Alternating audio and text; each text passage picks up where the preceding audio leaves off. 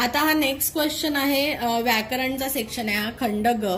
तर व्याकरणमध्ये पहिले आहे की वर्णान योजयित्वा पृथक कृत्वाच लिखत. म्हणजे काय की हे जे आहे ते वर्णविच्छेद करायचा आणि वर्णविच्छेद करून दिलेलं त्याचा वर्ड करायचा. तर हे सगळे हातातले मार्क आहेत, पण ह्याच्यासाठी आपल्याला वर्णविच्छेद कसं करायचं आहे माहिती पाहिजे. तर स्पेशली जे हे लेटर्स आहेत, श्र बोलताना आपल्याला पहिले श ऐकू येतं, मग र ऐकू येतं, बरोबर. मग श्र कसं लिहितात, श अधिक र अधिक अ पण येणार. इथे पूर्ण करायला कुठल्याही व्यंजनला पूर्ण करायला स्वर लागतो, बरोबर.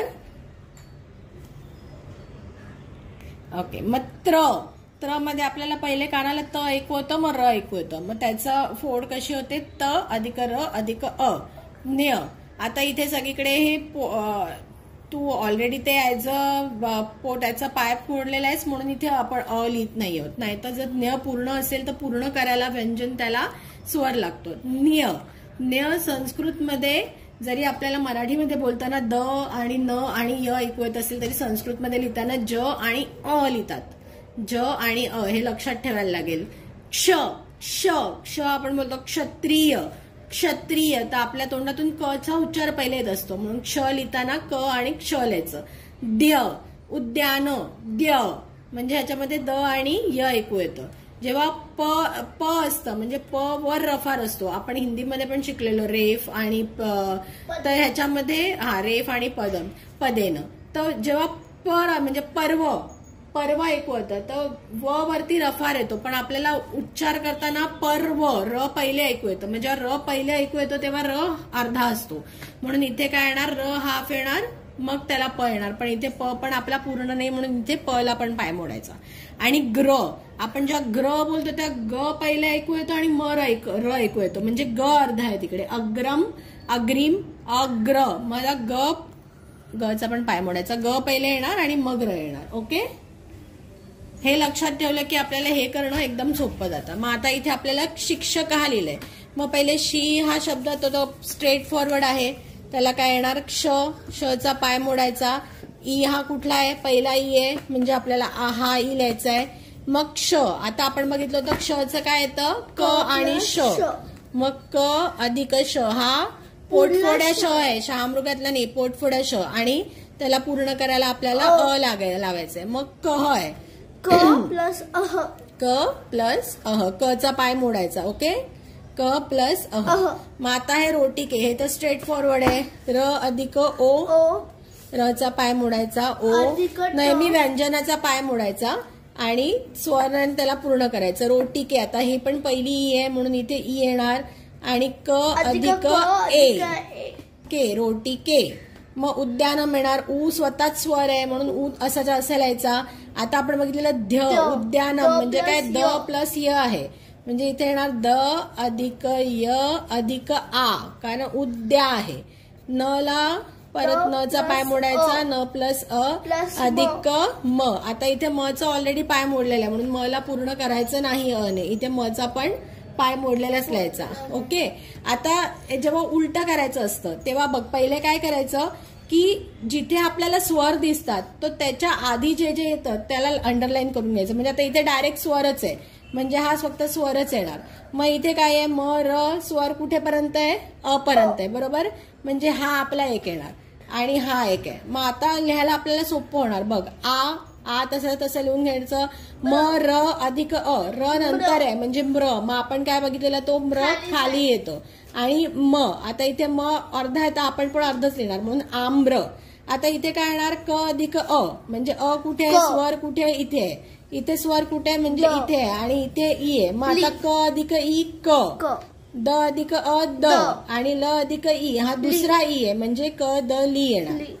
ओके, आता सेम इथे द र आ आणि क श आ. मग द आणि र आपण बघितलं र नंतर आहे म्हणून काय येणार, द्र आणि त्याला आ आहे म्हणून द्रा. आणि क क्ष म्हणजे काय येतं, हा वाला क्ष येतो. मग द्रा क्षा काय येणार, हा वर्ड आपला द्राक्षा. इथे काय येणार, शू आणि कह, मग शुकह. पण आता ह्याच्यामध्ये बेसिक स्वर कुठले, व्यंजन कुठले हे आपल्याला माहिती पाहिजे. आ ई उ ए ऐ औ अम आहा हे काय आहेत, आपले स्वर आहेत आणि बाकी क ख ग ग व यांना म्हणतात व्यंजन. आता इथे काय लिहिलंय, मंजुषात कर्तुपदम चित्वा रिक्त स्थानानी पूरयत. म्हणजे काय, आता तुम्हाला जर इथे इंग्लिशमध्ये दिलेलं असेल तर ठीक आहे, नाहीतर म्हणजे काय कर्तुपदम. आता इथे काय लिहायचं बघ, इथे आपल्याला जो हा क्रियापद आहे त्याच्यावरून आपल्याला काय वापरायचं हे ठरवायचंय. मग आपल्याला माहितीये ना, हे जे टेबल माहितीये आपल्याला, आपण टेबल केलेलं आठवतं, ती, तहा, अंती. आपण जेव्हा धडे शिकत होतो एक एक, तेव्हा आपण हे टेबल्स केलेले. ती, तहा, अंती म्हणजे जेव्हा प्रथम पुरुष असतो तेव्हा ती, तहा, अंती येतं. जेव्हा मध्यम पुरुष असतं तेव्हा सी, थह, थ. म्हणजे हे एकवचन, द्विवचन, बहुवचन आहे. आणि मी उत्तम पुरुष होतं, मी, वहा, मह. आता इथे लिखतः आहे, मग लिखतः कुठे द्विवचन आहे. आणि कशाचं आहे हे द्विवचन, प्रथम पुरुषचं द्विवचन आहे. बरोबर. म्हणजे आता इथे प्रथम पुरुष मध्ये कुठले कुठले वर्ड्स आहेत, युवाम आहे आणि त्वम आहे. ओके, मग त्वम येईल का, त्वम, युवाम, युवम आहे. म्हणजे त्वम एक वचन आहे आणि युवाम द्विवचन आहे. मग इथे लिखतः पण द्विवचन आहे. म्हणजे इथे काय येणार, युवाम लेखम लिखतः. काय येणार, युवाम लेखम लिखतः. कळलं, हे लॉजिक कळलं. आता इथे पठसी आहे. पठसी कशामध्ये आहे, पठसी कशामध्ये आलंय, सी म्हणजे काय आहे. मग आता इथे पठसी आहे, सी, तहा, त आणि मध्यम पुरुष. मग मध्यम पुरुषचे एक वचन काय आलंय, त्वम. म्हणजे इथे काय येणार, त्वम कथाम पठसी. आता फलानी खादामी, खादामी मी आलाय म्हणजे उत्तम पुरुष एक वचन. मग इथे काय येणार, अहम. कारण उत्तम पुरुष एक वचन, इथे अहम, आवाम, वयम. अहम हे एक वचन आहे. पण या सगळ्यासाठी आपल्याला हे टेबल आणि जे आपण केलं होतं ना धड्याखालचं, अहम, आवाम, वयम, त्वम, युवाम, युवम, ते वाला टेबल हे आपल्याला पाठ पाहिजे. अहम, आवाम, वयम, त्वम, युवाम, युवम, तव, युवयोहो, युष्माकम, ते वाला टेबल पाठ पाहिजे. आणि हे क्रियापदाची रूप पाठ पाहिजेत. ओके, हा, हे वालं, हे जे टेबल आपण केलं होतं तेव्हा ह्याचा व्हिडिओ आपण टाकलेला आहे. बरोबर, हे टेबल आपलं पाठ पाहिजे. आता इथे आहे बालोस्तहा. आता स्तहा म्हणजे काय आहे, काय सहा म्हणजे प्रथम पुरुषचं द्विवचन आहे. म्हणजे इथे आता तसं पण राहिलं एकच आहे, तौ. ओके, मग काय येणार, तौ, तौ बालव स्तः. हे आता नेक्स्ट आहे fill in the blanks with the appropriate words. आता ह्याच्यासाठी आपलं बालक, बालिका आणि पुष्प हे 3 शब्द पाठ असलेच पाहिजे, तरच आपल्याला हे भरता येणार. आता ह्याच्यामध्ये पहिले आता जन. मग आता जन शब्दाचं लिंग काय येईल ते आपल्याला बघायला लागेल. जसं आपल्याकडे बालक शब्द आहे तो पुल्लिंग आहे, बालिका आहे तो स्त्रीलिंग आहे आणि पुष्प शब्द आहे तो नपुसकलिंग आहे. मग ते जन म्हणजे ते लोक, म्हणजे जन शब्द कशाप्रमाणे चालेल, पुष्प. मग आपल्याला पुष्प शब्दाची षष्टी पाठ असली पाहिजे. मग काय आहे, पुष्पस्य, पुष्पयोहो, पुष्पाणाम. ही पुष्पची षष्टी आहे. पाहिजे तर इथे लिहून घ्यायचं, म्हणजे आपल्याला लिहायला सोपं पडतं. तुम्ही पेपरमध्ये रफ वर्क म्हणून लिहून घ्यायचं, पुष्पस्य, पुष्पयोहो, पुष्पाणाम. मग मी आता एका व्हिडिओत सांगितलं होतं, पुष्प शब्दाचा जो शेवटचा वर्ड आहे तो जोडाक्षर आहे म्हणून इकडे न येतं. पण आता इथे जनला एक्झॅक्ट पुष्पसारखं रिप्लेस करायचंय. मग इथे येणार जनस्य. पुष्पयो त्यांनी ऑलरेडी दिलंय आणि इथे फक्त पुष्पाणाम नच्या ऐवजी जना नाम येणार, कारण जना शब्दामध्ये कुठलं पण काय म्हणतात त्याला जोडाक्षर नाही आहे. मग आता इथे सोपं आहे, द्वितीय दिलंय, पुष्पम, पुष्पम, पुष्पे, पुष्पाणी. हे तर स्ट्रेट अवे लिहायचे आपल्याला. डायरेक्टली बालक, बालिका आणि पुष्प हे शब्द दिले तर आपल्याला सोपं आहे, नाही तर आपल्याला त्याचे रूप करायला लागेल. आता सप्तमी दिलंय, बालकेशू. म्हणजे हे कशाची सप्तमी आहे, बालक शब्दाची सप्तमी आहे. मग बालक शब्दाचं सप्तमीचं रूप आपल्याला बोलायचं आहे. काय आहे ते, बालके, बालकयोहो, बालकेशू. मग बालक शब्दाचं सप्तमी काय येतं, बालके, बालकयोहो, बालकयोहो आणि बालकेशू. मग आता पुढचा शब्द बालिके आहे, प्रथमाच आहे म्हणजे एकदम सोपं. बालिका, बालिके, बालिकाहा. हे हातले मार्क आहेत, आपल्याला शब्द पाठ असलेच पाहिजे. आता इथे हे रमे विचारले, आता नीट वाचायचं. हा राम नाहीये, राम असता तर तो बालक सारखा चालला असता. हे रमे आहे म्हणजे रमा म्हणजे बालिका सारखा चालणार आणि हे संबोधन आहे. मग हे बालिके, हे बालिके, हे बालिका, हा म्हणजे हे रमे, हे रमे, हे रमा, हा असा हा शब्द चालणार. अगेन ह्याच्यासाठी बालक, बालिका आणि पुष्प हे शब्द आपले पाठ पाहिजे तरच हे येणार. आता इथे हे धातुरूप उचित धातुरूपे हे तालिकाम पुरतं. म्हणजे इथे धातुरूपांचं सांगितलंय. जसं मगाशी बालक, बालिका, बालिका होतं तसं हे धातुरूपाचं आपल्याला आपण सांगितलंय. काय आहेत आपले?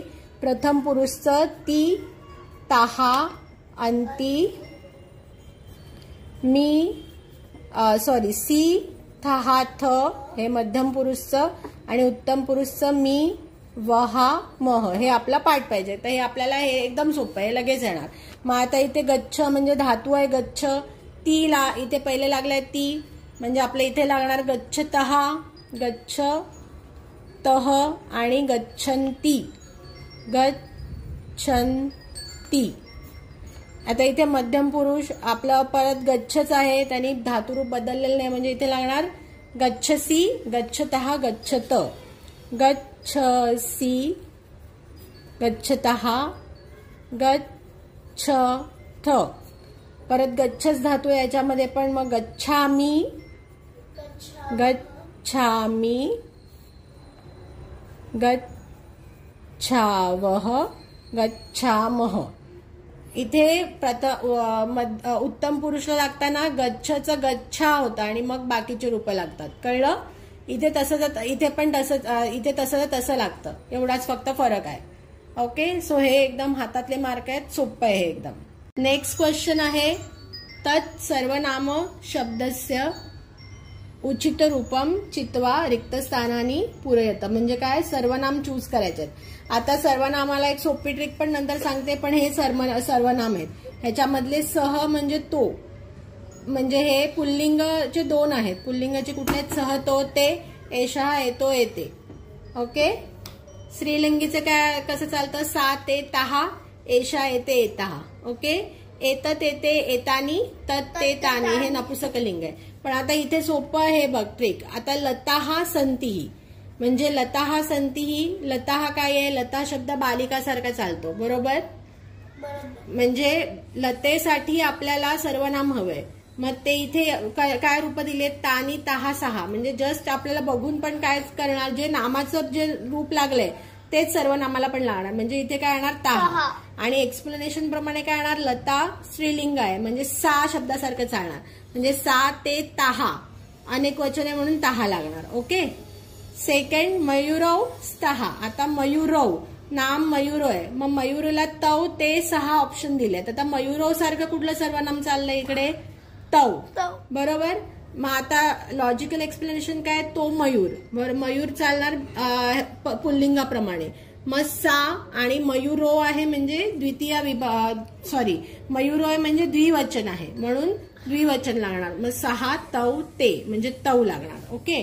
तिसरं आहे फलानी संती. मग फलानी सारखं काय इकडे? तानी, तानी, फलानी, संती. आता परत याचं एक्सप्लेनेशन काय येणार?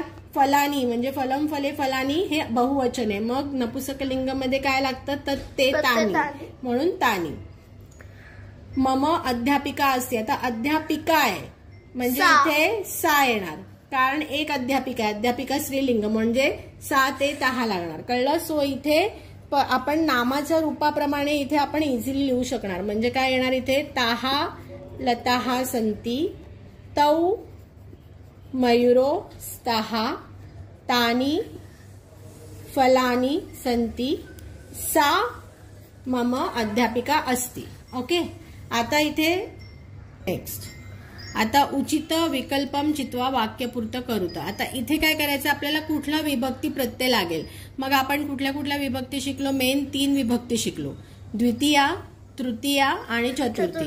द्वितीया कधी वापरतात? की जेव्हा ते कर्म असेल. म्हणजे आता इथे माता डॅश पचती मग माता काय पचते, माता करतोय, हा मग इथे काय येणार भोजनम, कारण कर्माला द्वितीय विभक्ती येते म्हणून इथे येणार माता भोजनम. तृतीय विभक्ती कधी येते, जेव्हा कशाने तरी मी काहीतरी करतोय, म्हणजे अहम मित्रेण सह खेलतः, कळलं, म्हणजे काय की मी मित्राबरोबर खेळतोय, मग मित्रेण मित्राबरोबर किंवा मित्राने मला हे दिलं, तर नेहेशी नेहीशी प्रत्यय असतं त्याला तृतीय विभक्ती येतं. आणि गुरुला नमस्कार जसं इथे लिहिलंय शिक्षकाय नमः, तेव्हा चतुर्थी विभक्ती येते, म्हणजे द्वितीया जनरली इथे तुम्हाला द्वितीया तृतीया आणि चतुर्थीची रूपं असणार. मग आता अहम डॅश व्यायामशालाम गच्छामी, मग आता इथे मी व्यायामशाळेत जातो, तर व्यायामशाळेत कशासाठी जातात, व्यायाम करण्यासाठी, म्हणजे साठी म्हणजे काय चतुर्थी पर्याय, बरोबर, म्हणजे अहम व्यायामाय व्यायामशालाम गच्छामी, व्यायामशालाम गच्छामी. मग रामः डॅश जलम पिबती, हा म्हणजे ग्लासाने पाणी पितो, ग्लासासाठी पाणी पितो का, नाही, ग्लासाने पितो म्हणून चषकेन. इथे आपण ऑलरेडी बघितलं शिक्षकाय नमः, म्हणजे एखादी वस्तू वापरून काहीतरी गोष्ट करतोय तर ती तृतीय विभक्ती येणार, कर्म असेल तर द्वितीय विभक्ती येणार, आणि ह्याच्यासाठी हे करतोय तर चतुर्थी विभक्ती येणार. इन जनरल असं लक्षात ठेवायचं. ओके, हे आपण त्या धड्याखाली बघितलेलं आहे. आता इथे कोष्टकात उचित विकल्पम चित्वा वाक्यपूर्ती करवती, मग सिंह गर्जती, सिंह कशा आवाजात ओरडतो, उच्च हे गर्जती, करेक्ट. रहीम मित्रेण डॅश क्रीडंती, मग आता हे सगळे काय अवयव पद आहेत, मग हा सह म्हणजे बरोबर, रहीम मित्रेण सह. च येणार का, नाही, च म्हणजे आणि सुद्धा, आणि कुत्र म्हणजे कुठे, म्हणून रहीम मित्रेण सहत. डॅश अहम जंतुशालाम गच्छामी, आता अपी म्हणजे सुद्धा, अद्य म्हणजे आज, बही म्हणजे बाहेर, म्हणजे काय अद्य, आज मी जंतुशालेत जातो, अद्य येणार. यत्र धुमा, आता यत्र असेल तर जनरली यत्र तत्र यदा तदा हे एकत्र येतात, मग यत्र धुमा हा तत्र अग्नी म्हणून इकडे येणार तत्र. आता इथे निर्देशानुसार वाक्यानी रचयत. आता त्वम, आता इथे आपल्याला 2 टेबल पार्ट पाहिजेत, म्हणजे त्वम युवम युवम प्लस पुष्पम आणि बालक हे सगळे आपले पार्ट आहेत, आणि हे मेन आहे, म्हणजे आपण कुठलं रूप वापरणार क्रियापदाचं ते, ती तहा अंती का कसं. मग आता आहे त्वम जलम पिबसी, बरोबर, मग आपल्याला माहिती आहे पिबसी म्हणजे काय आहे, त्वम आहे, म्हणजे कुठला पुरुष आहे हा, मध्यम पुरुष, मध्यम पुरुषचं एक वचन आहे, त्वम जलम पिबसी. मग त्वमचं कसं चालतं, त्वम युवाम युयम, मग युयम लिहून घ्यायचं इकडे, युयम जलम पिबसी, सी अनेक वचन आहे, मग सी हा थ बहुवचन करायचं आम्हाला, बहुवचन काय येणार थ, मग पी ब थ, मग युयम जलम पिबत हे याचं अनेक वचन येणार.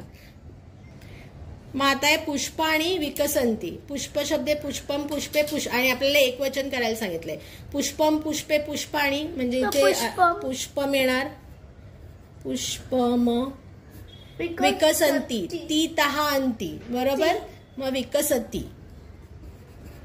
विकसती. नारिकेलम पतती, आता पुष्पम द्विवचन करायचे आपल्याला, मग पुष्पम पुष्पे, मग नारिकेले, नारिकेले, आणि पतती ती तहा अंती, मग पत तहा. ओके, आलं हे लक्षात. टेबल सगळीकडे संस्कृतच्या व्याकरणासाठी आपले टेबल्स हे पाठच हवे, तरच आपल्याला ते करता येतं. मग हा आता आपल्याला व्याकरणाचा पार्ट झाला, सेकंड पार्ट सॉल्व्ह झाला. आता नेक्स्ट पार्ट आपण पुढच्या व्हिडिओमध्ये करू. तोपर्यंत जर आमचे व्हिडिओ तुम्हाला युजफुल वाटत असतील तर प्लीज आमच्या चॅनलला लाईक, सबस्क्राईब आणि शेअर करा. थँक्यू.